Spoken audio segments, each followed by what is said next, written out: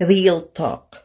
Maski unsa ka kagwapa, maski unsa pa ka sexy, kaning mga suyaon nga mga tao, kaning mga jealousy ug insecurity surround you, di gid na sila maka-appreciate sa imo haday. So maunang kana sila, ego na gina sila magtan-aw sa imo ha.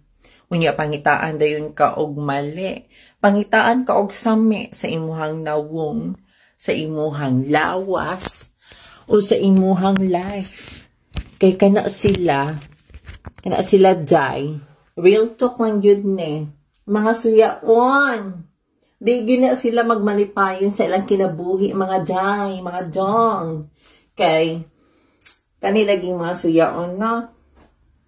Pero kaming mga dili suyaon o dili mga jealousy, dili insecurity, wala na may mga ingana, maka-appreciate me o gwapa o gwapo sa mga tubangan. Amo nagisulti, you are gorgeous, you are beautiful.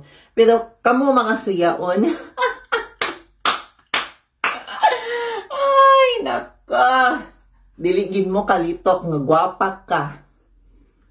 Dili jud na ninyo malitok nga maka-appreciate mo sa usa ka tao kay tungod kay suyaon mo. Di gid mo magmalipayon ana jay. Ha?